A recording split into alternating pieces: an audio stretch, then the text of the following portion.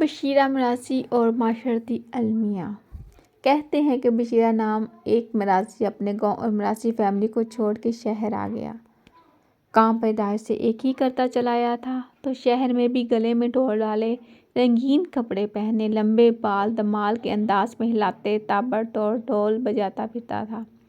جیسا کہ ہر کسی کا ایک دن آتا ہے، تو اسے بھی ایک دن کسی میوزک ڈائریکٹر نے اپنے اسٹوڈیو میں بھرتی کر لیا، جہاں سے بشیرہ ترقی کرتے کرتے اپنے اسسٹنٹ ڈائریکٹر بنا اور پھر اپنا الگ اسٹوڈیو بنا کر میوزک ڈائریکٹر استاد بشیر خان کے نام سے شہرت پائی۔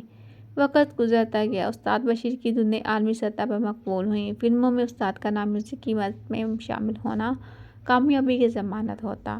بات نگار ایوارڈ سے تک ماں حسن کارکردگی تک پہنچی۔ لالی سے بالی اور پھر حالی تک کا سفر منٹوں میں طے ہوا۔ اس کر کے لیے نامزدگی ہوئی، امریکہ منتقلی اور پھر مستقل سکونت اختیار کی۔ گوری میم سے شادی ہوئی، ڈائریکٹر کی اعزازی سند آکسفورڈ نے عطا کی۔ میلوں نمائشوں کے فیتے کٹوائے گئے، فراری میں ڈرافٹنگ اور 5 اسٹار ہوٹلوں کے سوئمنگ پول میں ڈبکیاں لگیں۔ دنیا کے سفر اور پذیرائی ملی۔ برطانیہ مشرق کی آواز، جاپان میں مہاتما بدھ کا کارپترو اور افغانستان میں واجب القتل قرار دیا گیا۔ کیسینو میں لاکھوں کی شرطیں لگیں اور بیگ سے ڈرگس برآمد ہوئی۔ کپڑوں کا ایک انٹرنیشنل برانڈ متعارف کرایا، چودھری بشیر اینڈ سنز کے نام سے۔ سپر اسٹورز کی ایک چین بھی بنائی۔ 50 سال گزر گئے، چودھری بشیر کے گھٹنے سیڑھیاں چڑھتے کٹک کٹک کرنے لگے۔ گوری میم بھی ٹائٹینک میں بلیو ہارٹ سمندر بدھ کرنے والی بڈھی جیسی ہو گئی۔ اب چودھری صاحب کو خدا یاد آیا، حج کیا، برف جیسی سفید داڑھی چھوڑی، 5 وقت نماز شروع کی، وطن واپس آئے۔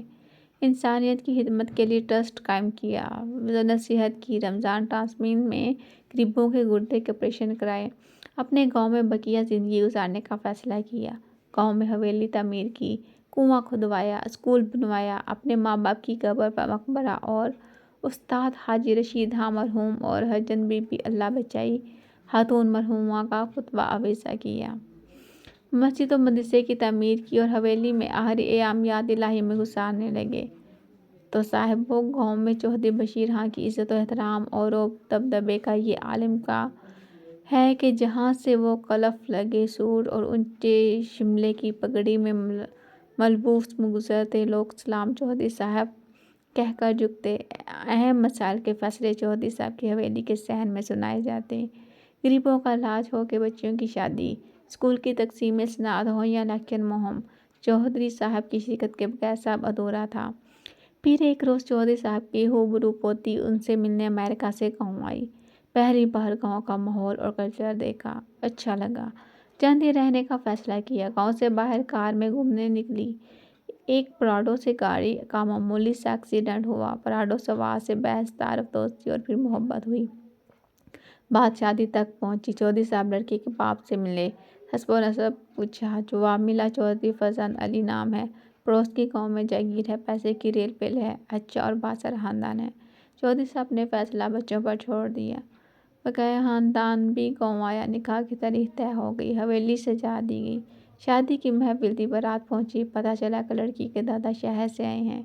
چودھری صاحب کی نشست کے برابر میں لڑکی کے دادا براجمان ہوئے، تعارف ہوا، کچھ آنکھیں چار ہوئیں، کچھ یادداشت کھنگالی گئی، آخرکار ایک دوسرے کو پہچان لیا گیا۔ پرانے شیرے کنجرے، اوئے بشیرے کنجر تو کاہے کا چودھری سوال ہوا، اوئے بوٹے مسیح مسلی تو کب مسلمان ہوا کا جواب ملا۔ تلخ کلامی ہوئی، اوئے لعنتی دی اولاد، اوئے میراثیادہ ٹولہ، اوئے بلی کتے کھان والیو، اوئے دلیو شیدے ناجیس اولادو، اوئے سورا شرکا حیرت سے دیکھ رہے تھے۔ گالیاں ایسی تھیں کہ لوگوں کے وضو ٹوٹ جائیں۔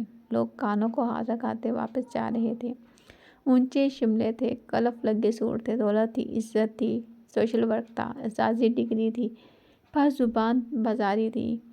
مئو کے بچے چھوڑ کے آشناؤں کے ساتھ بھاگے جانے کے قصے تھے، ناجائز تعلقات کی داستانیں تھیں۔ بشیر مراثی کو چودھری بشیر خان بننے میں گو 50 برس لگے ہوں۔